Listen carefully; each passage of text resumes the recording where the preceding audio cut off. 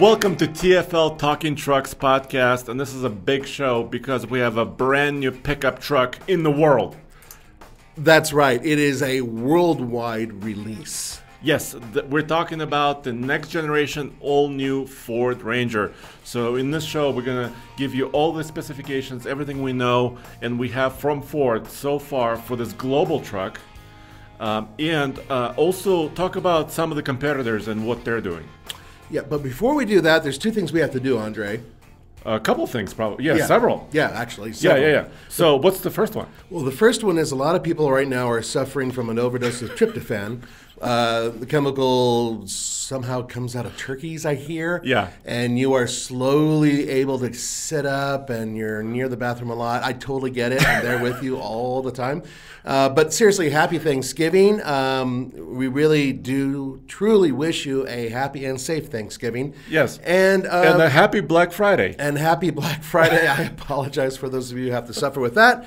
But we also want to talk about our supporters for Patreon. Yes, exactly. We always appreciate your support. It's huge. We have probably about 300 of you who are donating to our podcast and our show.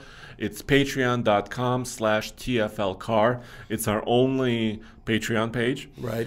We really appreciate your help. And of course, yes, happy holidays. And also, this is our 95th episode of TFL Talking Trucks. Far out. So we are pushing 100 episodes soon. Very good. Yeah. And it's all thanks to Andre. Oh, and you. Not and, so and much. Roman. But and all of our guests. Actually, it's thanks to all our team. And there's a lot of people behind the scenes who help us out. So on this Thanksgiving, thank you to our entire crew who have to deal with us, which, good for them. Absolutely. So this new Ranger actually came out in the rest of the world. So the information that we have here actually comes from Ford Australia. And of course, this new truck is not the one, if you're watching this, the one you're seeing. It's not a US spec truck, but we have all the information and all the different interior bits and technology that's coming to this truck will probably be shared across the globe. Right. But this particular truck is a world truck that's not going to be on sale here. So what you're seeing is something that is going to be very similar to the truck that we're getting, very similar, but there will be design elements that will be countrywide specific. So in other words, there could be a different bumper design, there could be slightly different headlight design, something like that. But for the most part, what you are looking at is pretty much what we're going to be getting. And probably different powertrains because, as you know, across the world there are different requirements for emissions. Yeah, we're not going to be getting a diesel. Yes, and in fact, the Australian market specifically is not getting one diesel. They're getting 3 diesels. That's right. That's insane. I mean, so there you have a lot of choice. So let's start with this new Ranger. Obviously, the previous Ranger has been a little bit long in the tooth. Yeah. It's been around the world. It's been introduced in the U.S., basically Americanized version of it. Mm-hmm. We have a gasoline turbocharged engine. Yeah, that comes standard with a 10-speed automatic transmission. And before we go any further, I have to say that's still one of the quickest trucks that we've tested in its class, and it's one of the best towing trucks in its class that we've tested. So they've taken that chassis, basically the mid-size chassis, and they did 2 or 3 very interesting things with the way it's sized. Mm-hmm. First of all, the overall dimensions are approximately the same, mm-hmm. Although Ford didn't specify all the numbers. They were kind of a little bit more high level with this debut of this truck. But the overall dimensions, like the crew cab with a shorter bed and the extended cab, shorter cab with a longer bed, that's about the same as it was. Mm-hmm. But they extended the wheelbase itself by 2 inches. Interesting. So what they're saying is they pushed the front wheels forward about 2 inches. And that's kind of peculiar. But they did it, they said, because they wanted slightly better approach angle. So the nose is actually shorter. Okay. So they pushed those front wheels all the way out. And then they made the entire truck, the track width of the wheels and tires, about 2 inches wider than before. So it's almost the size of a full-size truck now. It's getting close. It's getting close. So but remember, although in many countries around the world, including Australia, they don't get the F-150. Right. They don't get the Super Duty. Yeah, right. They don't get the Maverick even. So this is kind of their only choice for truck, for pickup, or a ute. That's correct. Yeah. Now, right now in the United States, we only have a few flavors of Ford Ranger because really it's one engine, one power train altogether. You can get a couple different four-wheel drive systems. There's 2 cab configurations, I believe 2 bed configurations as well. But that's pretty much it. I mean, there's not a lot of variation there. So for us, getting a new one is big news, and especially with all these new dimensions. I did not know that they stretched out the wheelbase an additional 2 inches. That might make for a better ride. Yeah, so better ride overall. So also making it wider, there's a couple of things at play here. So first of all, there is and this is official, VW is working with Ford on this shared midsize chassis for the VW Amarok pickup truck and also this new Ranger. Right. So the folks at Volkswagen and Ford are working together, and they both have requirements, right? Volkswagen has some of their own requirements for this truck, what it needs to do. Ford is bringing their expertise, right? And they're collaborating. So the rumor was that VW wanted it a little bit wider because VW, the biggest powertrain choices, the most popular ones are the V6s for Volkswagen. So they wanted to put a V6 diesel in this truck for global markets, and making it wider helped just to fit the engine in a little bit better. And also bigger radiator, right? So they can put a bigger grill on it and get more air through it. So that's one of the choices for the wider chassis. The other one, VW is rumored, or this is the rumor, that VW asked Ford to be able to put wider objects in the bed. You know, we all talk about 4x8 sheets of plywood, pallets. Ford did not specify specific measurements, once again, but they made the bed a little bit wider so you can put more stuff in there. Wow. Okay. So they're basically, it's larger in many dimensions. Yeah. We've heard about the Volkswagen rumors for years, and a lot of them are facts. They are working with Ford. We do know that for sure. We do know that there are different requirements. But one thing that I'm curious about, and I bet you guys out there are as well, will Volkswagen sell the Amarok here in the United States? And we don't know this yet. So they haven't announced officially. It's very possible because one of the things that this relationship gives them is that they could produce this truck on the same factory line. Right. So the global truck, for example, for Australia, it's built in a couple of different world areas like Thailand and South Africa. Right. Of course, American Ranger is built in Michigan. Right. But there's nobody to say that they cannot build an Amarok in Michigan also. Right, and Volkswagen also has their own plants in the United States as well. So it's entirely possible that they'll be able to get around chicken tax and some other import difficulties by building it in the United States, which makes sense. Yeah. The question is, how different would it be than the Ranger so they don't cross-pollinate, so they don't really compete against each other? And there's almost no way that they wouldn't compete in some way against each other. So it would be interesting to see whether or not Ford and Volkswagen have some sort of agreement about them building the vehicle and selling it here. That's going to be very interesting. I would want to be a fly on the wall in those meetings. Yeah.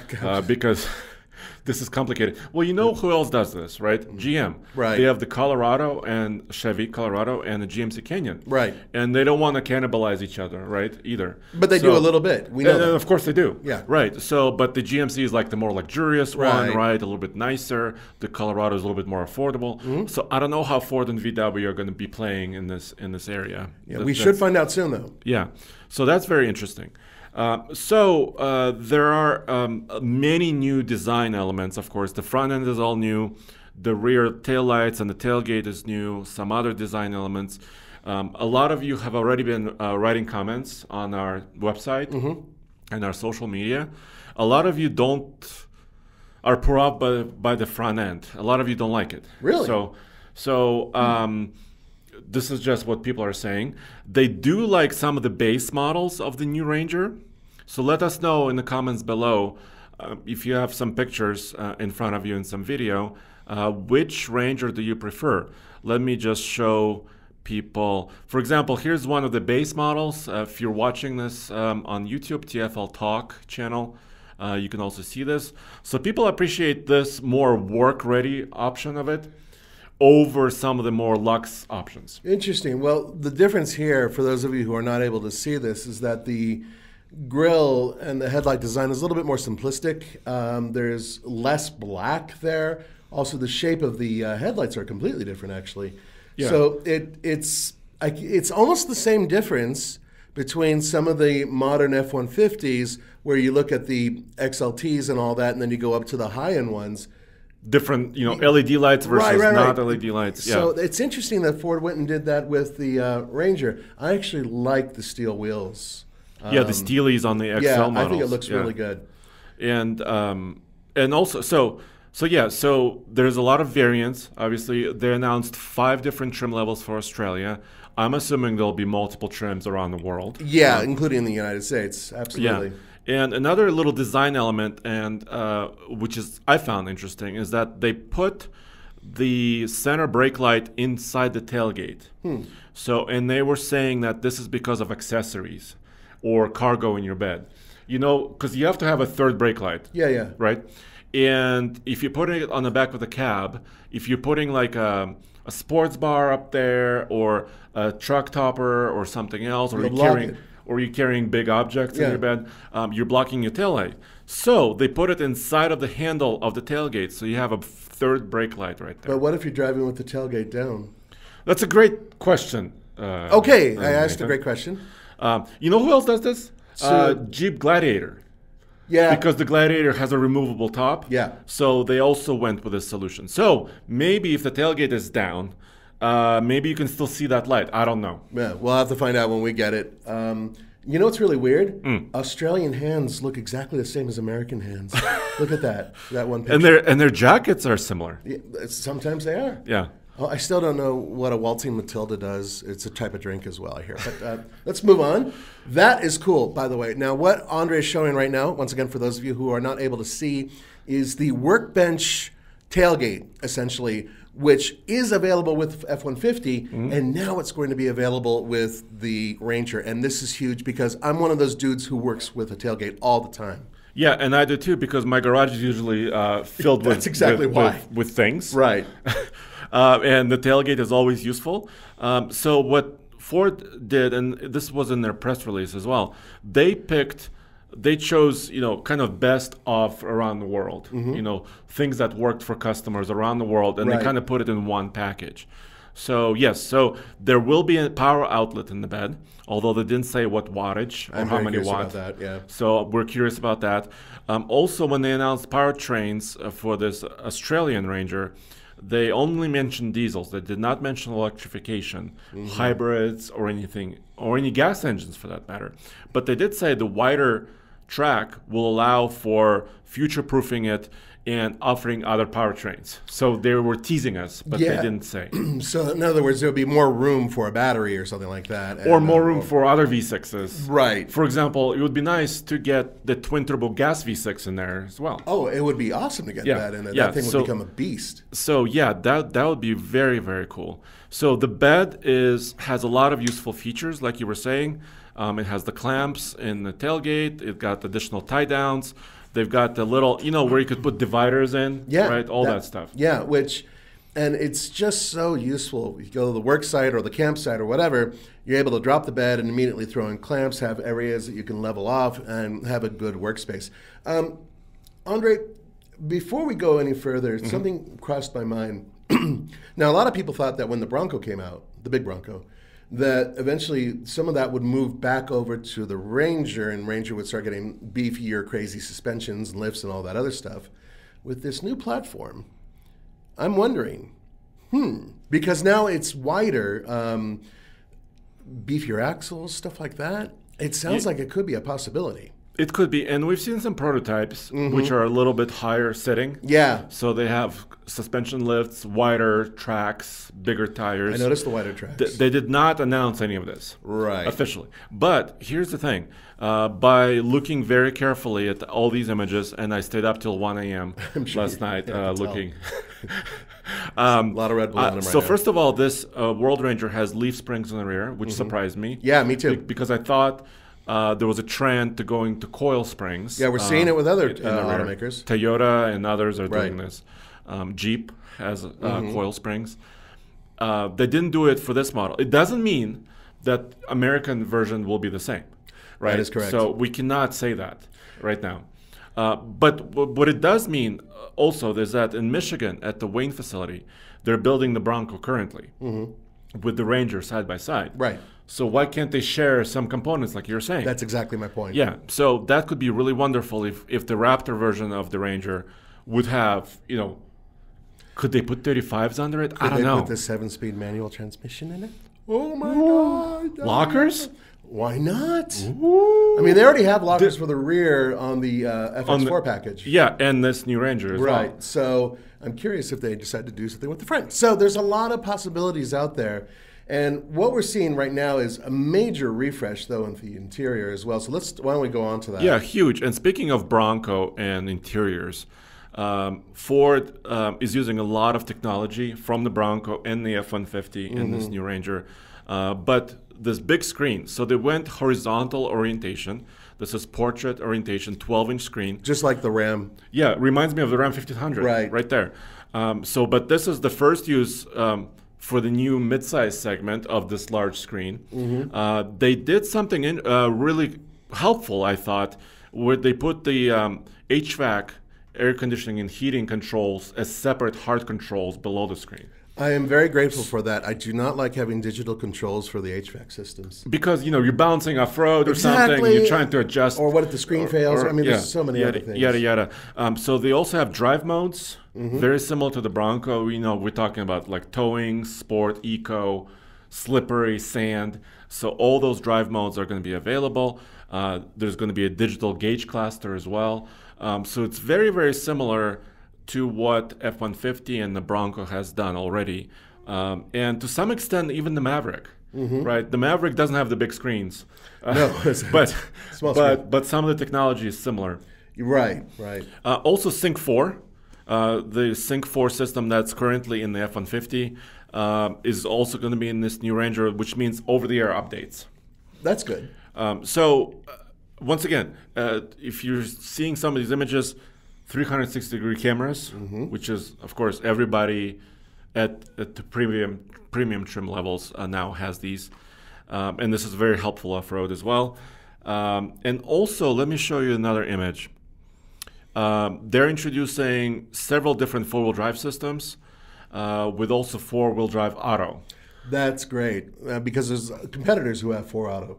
Yeah, and which basically means the four-wheel drive transfer case is able to be in this automatic mode, where it's mostly rear-wheel drive, but it can adjust power dynamically. Yeah, it'll become reactive in terms of when you need traction, it'll throw it up front. And especially in the bush of Australia, that should be very useful. It is, especially when you're waltzing with Matilda. I'm sorry. But 4Low, of course, is available. It's, after all, a body-on-frame truck. I'm curious if you have to go into neutral in order to engage 4Low on this one. Most likely. And they kept a little console shifter. Yeah. So they call it e-shifter because it's really electronic. Right. There's no mechanical connections But there. at least it's a shifter as opposed to a dial, which is what they have in the Maverick, which is one of the few things I don't like about the Maverick. So that's all there. And they have different, of course, screen options. There's going to be a 10-inch display, 12-inch display. Yeah, the door cards look different too. Yeah, and you know how the Maverick, they've done these different textures? Yeah. Right, for plastics and some of their soft touches. We don't know exactly what all the interiors look like. Right now, we're showing you the Wild Track, which is one of their most upper trim levels. But it looks, nice stitching, nice kind of materials throughout. Yeah, it looks like it's a really nice execution. Ford, over the past, I'd say, 3 years, has gone from being the worst interiors to very competitive interiors when it comes to their trucks. So they really have moved in the right direction. And now, finally, they brought the Ranger into the game, because the Ranger...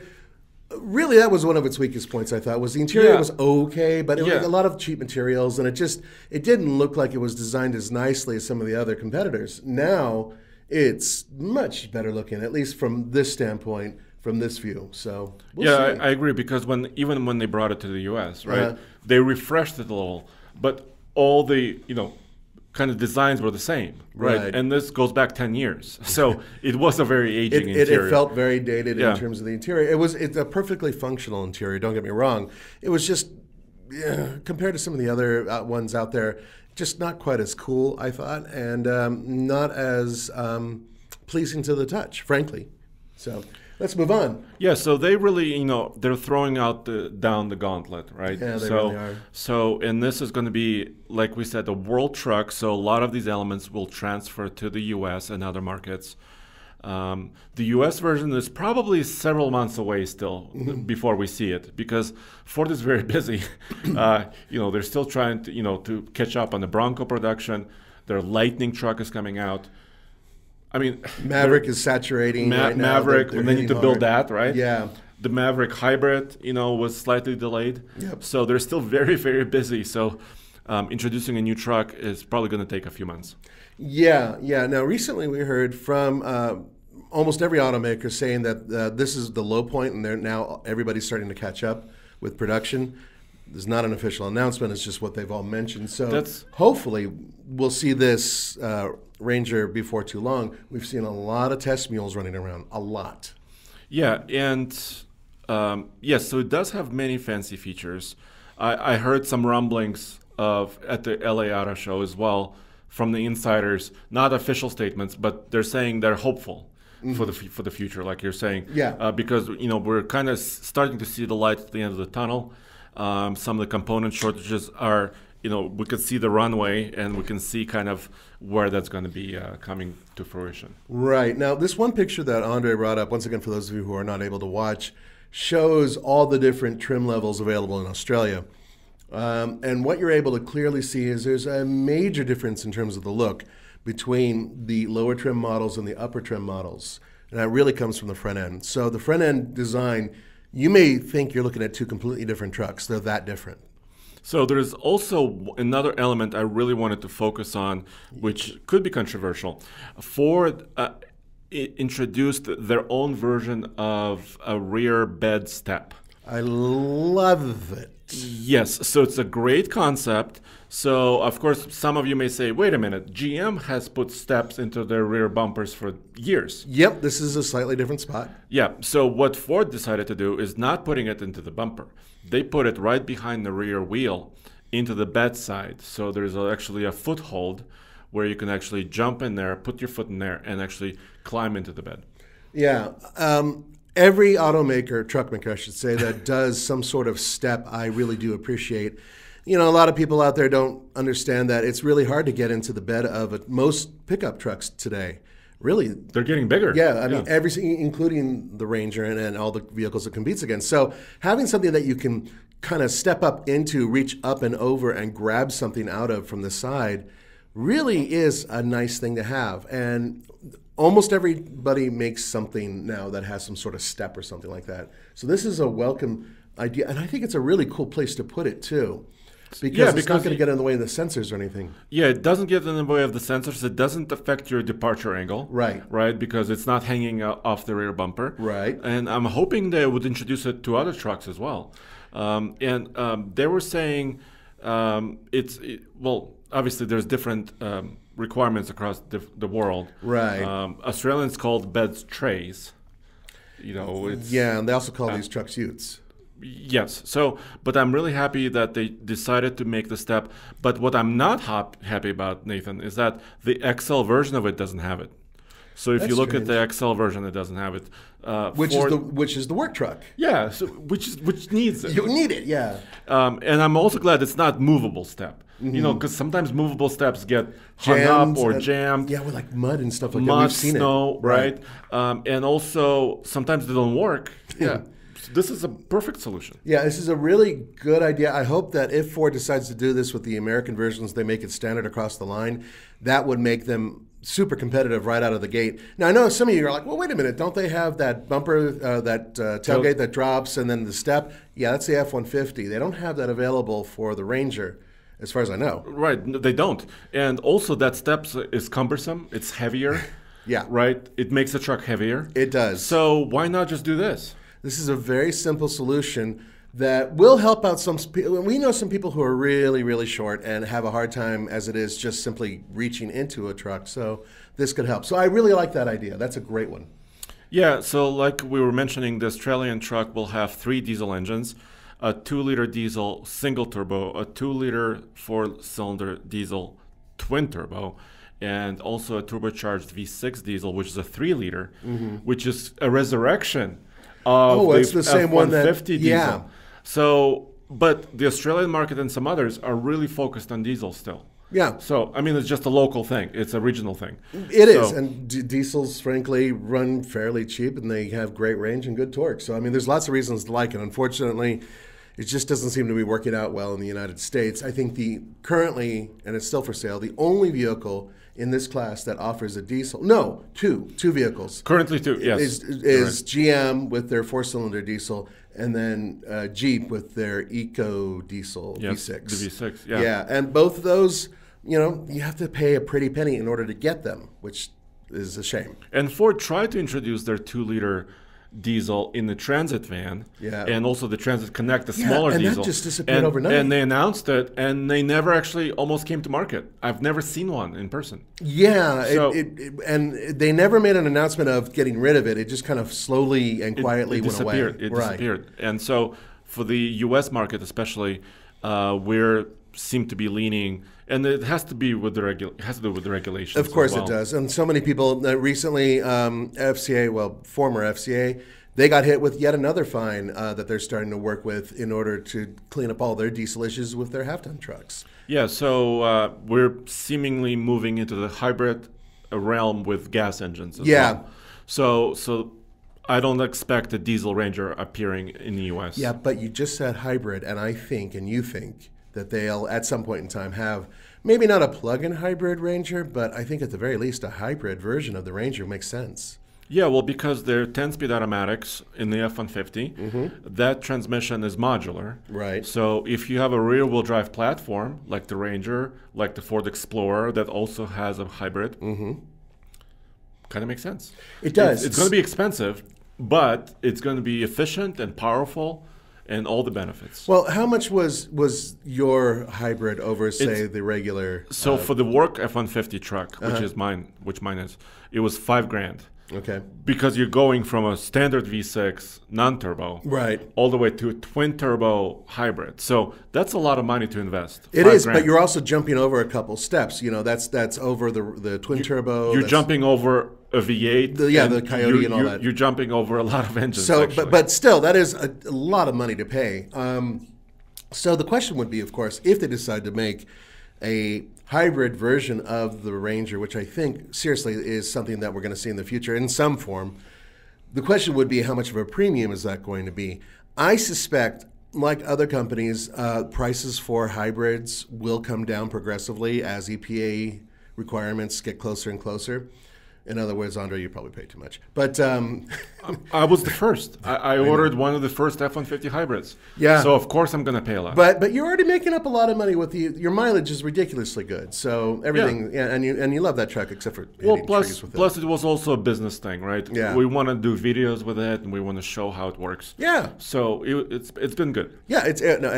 Honestly, it's a great truck. But once again, I think that's something. But there's been no announcements from Ford. They now have 2 trucks officially with hybrid powertrains, and that goes, a pickup crossover, I guess you could say. That would be the Maverick, and that's actually a vehicle I'm driving right now, and I really like it. And then, of course, there's Andre's truck. So, would they go over or even possibly electrify the Ranger? I think that time will tell, but it's going to be a short amount of time. We're going to see this new Ranger very soon. I would say within a year.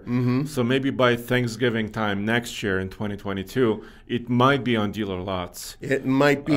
That's my hunch. That's just a hunch. Now that they've done the official, reveal in Australia, they have to reset a little bit. It's going to take a little bit of time, but we're going to get an official unveil here in the United States. And I'm guessing, this is just a guess, there's no quotes, Ford hasn't announced anything, but I think that by the end of the first quarter of 2022, we should have some more information on the new Ranger for the United States. I think it's a fair guess. Yeah, that's, we'll see how the world progresses, right? And shortages, etc.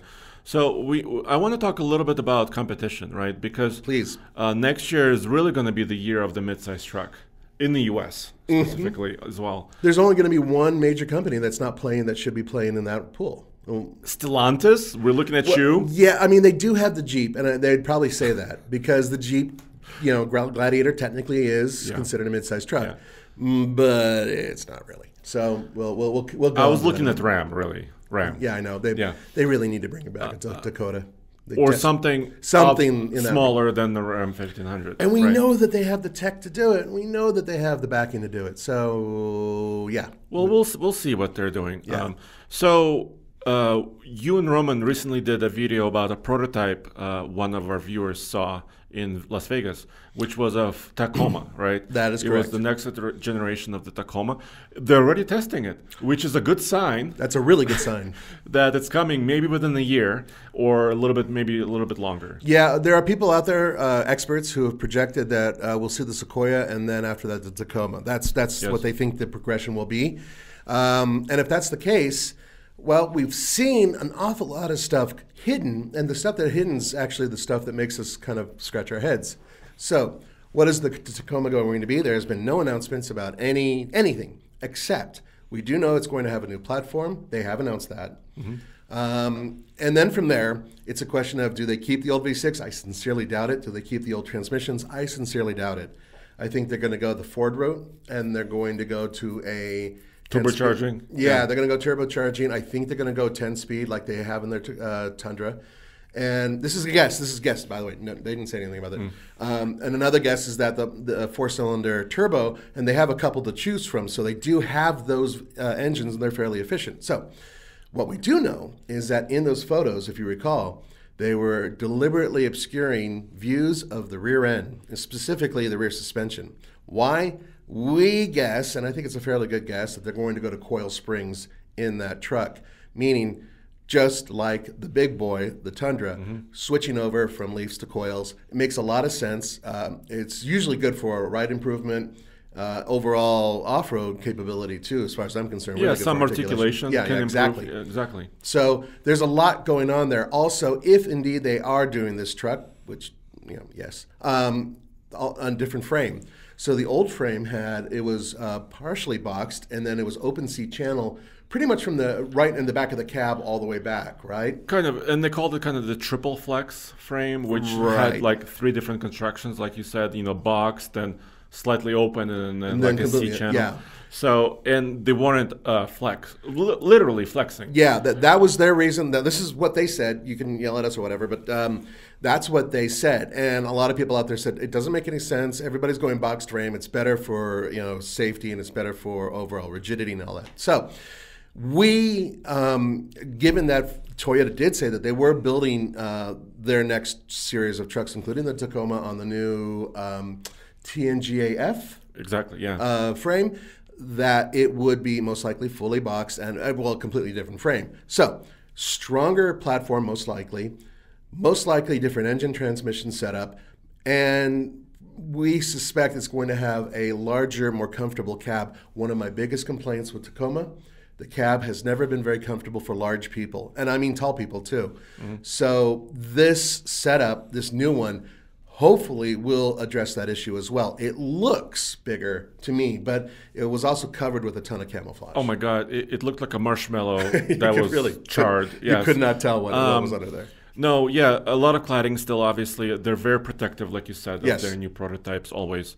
And it's coming. Probably within a year, we should see something. That's what I suspect. And now they have a target. Here's one view of the Tacoma prototype. Once again, it looks like a four-door, maybe a slightly shorter four-door cab, but still, it looks sizable, but it has a lot of camo hanging off of it. Yeah, I mean, and for good reason. I really don't want you to know what it looks like yet, but there are a couple things we can even get off this image. That is that the front end is going to be a little bit more upright. We suspect that it's going to look a lot like the Tundra, which makes sense. They are brothers. Yeah. In the past, the Tundra and the Tacoma really didn't look like each other. But one of the things it appears that Americans like, with the study groups that these guys have run, and all these companies do study groups, is that they're doing some sort of family resemblance throughout the fleet. You just saw that with Ford, as you could saw before. The new Ranger is going to look a lot more like the F-150. Other trucks like the Nissan, which we're going to cover in a second, that one looks a little bit like its big brother, a little bit. The Titan, yep. Yeah, but here is something very interesting. So right now we know for a fact that there are new vehicles also coming from General Motors. Yeah, and we've seen prototypes across the country. And this thing looks beefy. Look at the ZR2. This thing looks like it's an animal. It's ripping out of its camouflage. It looks like it. It looks like it wants to trounce. And look at that front end. So the front end design on a ZR2 Chevrolet, Colorado, has always been really aggressive. The reason why is so it has much better approach angle. The bumper is specially designed so you can... it's really cut. Yeah, it's cut. It's just an awesome design, especially for a factory-built, truck. This one looks even more aggressive in terms of its approach angle. It looks even higher to me. Although the tires look like they might be about the same size as the current model, which we all agree might be a little bit small. Yeah, and I think they actually upsized the tire by 1 inch. You think they did? According to the prototypes. I think the new Colorado ZR2 might be riding on 33s. Good. It was like 32 before. Right. So that helps. Duratrax, right? Yeah, and I think they might be switching to territory tires. Because you could see also, this is on TFLtruck.com, by the way, as well. You could see the next prototype next to the previous truck. So you can see for comparison reasons what they look like. And once again, the dimensions are about the same.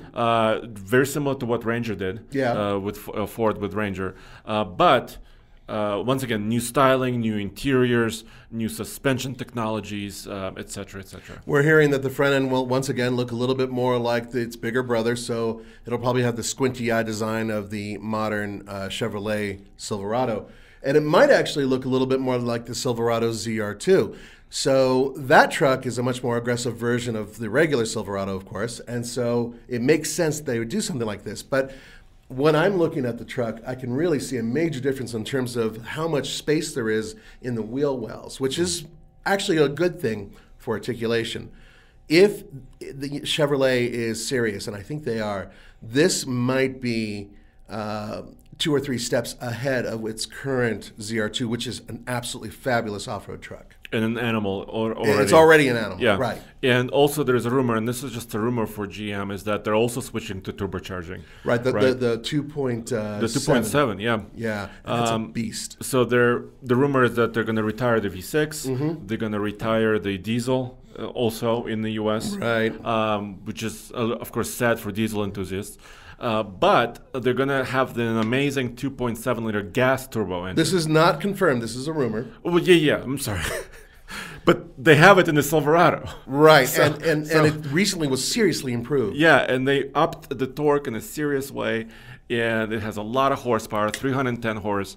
So it will match wonderfully against anything that Ford may throw at their Ranger, or Toyota for that matter, that they throw at the Tacoma.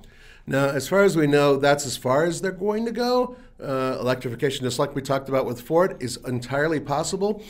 General Motors does have the tech for it, but we haven't heard anything with General Motors working on any type of new hybrid system for any of their trucks, really, other than what they've done in the past. So no rumors about that, but everything I'm seeing with this ZR2, and remember, one of the things we love to do and what I love to do at TFL, off-roading. Off-road trucks are my jam, and that, what it's going to do is it's going to force Ford and to a lesser, Stellantis, I guess, to up their game.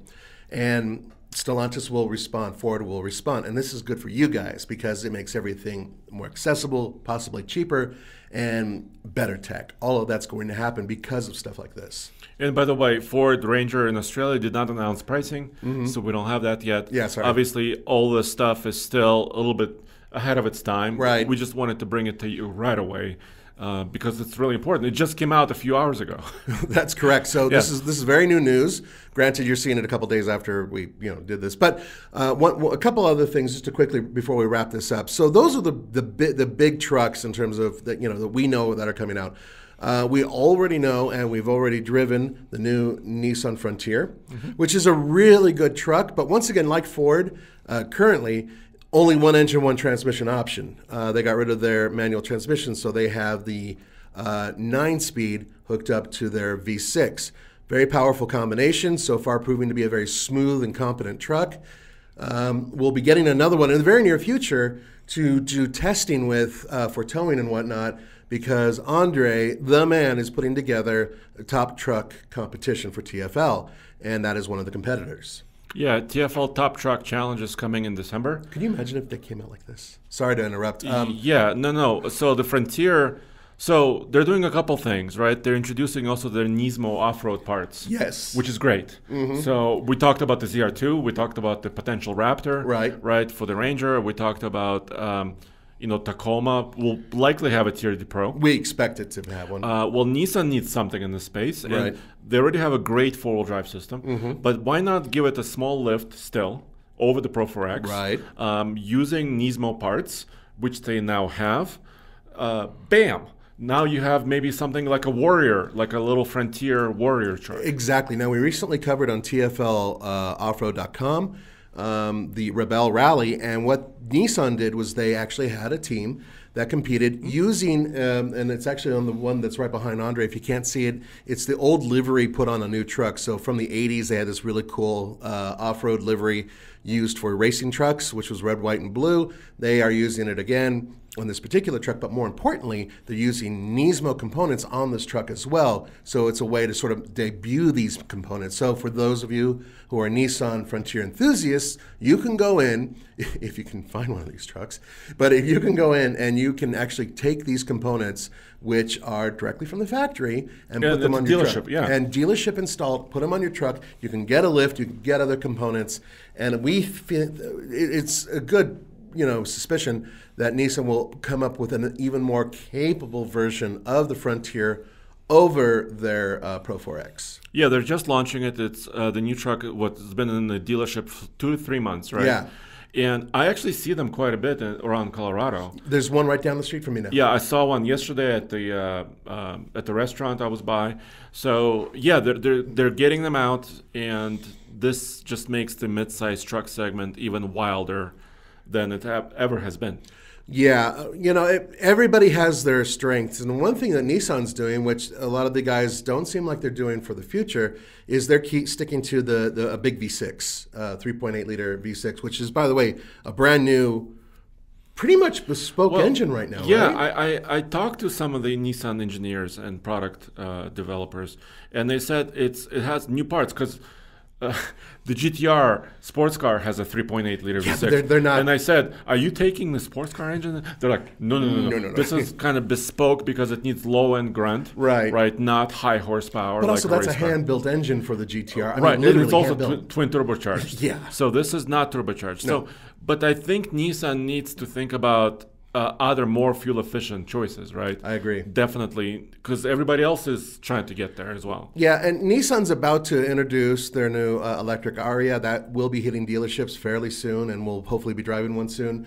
So they are moving towards electricity, and they used to be on the forefront of it, but now they're kind of the Leaf was the first mass-produced, successful electric car. Yeah. Well, at least in the modern era, I should say. But anyway, the point is that this is a good truck. It's a good start, but we think that they need to update powertrains so there's more options, more importantly, more efficient options.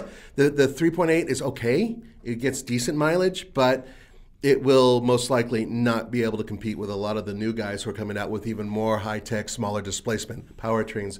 So we'll see what happens with that. And to wrap it up, Honda still has their Ridgeline. We recently tested their Ridgeline. What was it? The red one. The HPD, Honda Performance Development. Roman and I agreed, and Tommy and I think you do as well. If you do compete against mid-size trucks, it is the best riding, most comfortable mid-size truck out there. I do not consider it a truck. I consider it what I call the other ones, which is a crossover pickup, if I can remember to say that. Meaning that it doesn't have a frame underneath it, which is a good thing for comfort, for packaging. And also weight. It's a little bit lighter. It is a little bit lighter. Yeah. And it can still tow 5,000 pounds, and it can still hold about 1,500 pounds in the bed. Which is awesome. Yeah. But there's no major changes other than, that HPD package, which kind of makes it look a little cooler, but it's no more capable than it was without the package, seriously. So there's that. And then the little trucks, which aren't on this list, like the Maverick, the the Santa Cruz, and some other upcoming vehicles that we're hearing rumors about, which we'll cover in another broadcast. So what we do have is the Ford coming out with an all-new version, meaning, or a pretty much new version, that all of the competitors are going to have to most likely up their game, which is good for you guys. Totally. And like Nathan was mentioning, our TFL Top Truck Challenge, we're going to be actually testing trucks in December. Of course, it's going to take us a little while to produce all the videos because it's going to be a lot. Yeah, and then there could be snow, so we can't do it on days where there's heavy snow. A lot going on, but we will be testing the Maverick, the Santa Cruz, like you mentioned. Yep. The midsize trucks, which we have now the Frontier, the GMC AT4, not the next generation truck, but the current generation truck with an off-road package. So they have the AT4, which is already off-road package, plus an additional just kick. Off-roady. Yeah, double off-roading. Right. So, and we have that. We have the new Tundra. We have the Ram 1500. So a lot of action is coming in the space. Yes. Including towing and off-roading and everything like that. And yeah, Ford just threw down the gauntlet with their interior technology. They didn't mention towing or payload, but I'm assuming they're going to maintain those At the numbers, least, they're going to maintain them. Right. At least where they are. So a lot of goodness happening on this Black Friday. That's right, guys. So one thing that you have to keep in mind is that TFL Truck will be the first or one of the first to get their hands on anything that comes our way, including hopefully this Ford Ranger very soon. Andre is... I might have to fly to Australia. All right. Well, you've done it before, haven't you? Yes. That's right. That's right. A horrible Australian Crikey. accent. Sorry, that's Russian Australian. That's right. So before we close, one final thing. I bet you guys are wondering, why aren't we testing heavy-duty trucks in this year's Top Truck Challenge? Yeah, why? Which is a really good question, but it's a very simple answer, and that is that at least for this year, not a whole lot going on with new ones. All the powertrains are pretty much, it's the same. And we've already tested these trucks. So what we're doing is we're going to hold off, and there's new stuff that we're expecting next year. And then next year... Towards the end of next year. Yeah. Next year, for the next Top Truck Challenge, those new powertrains or updated trucks, we'll be testing those. And also, a lot of the trucks, there is a shortage. So they're not available. So that's another good reason. Yeah, that's another great not reason. to test them. But yeah, heavy-duty trucks are probably going to be later, like next year. But the mid-size trucks should be here sooner. Right. That's my take on it. Well, they are here sooner. Yeah. We know that for a fact. So, thank you guys for joining us. We hope you have a wonderful Thanksgiving. Please be safe out there. And tune in next week where we're going to be covering some other fantastic topics. Yes, and TFL-studios.com is where all of our coverage in one place. Cars, motorcycles, off-road, classics. TFL-studios.com. Yep, one simple app makes it happen. Oh, and one more thing. Please leave a comment below. We do read comments, so please let us know what you think. Yeah, of this new Ranger. Of this new Ranger and more. See you guys.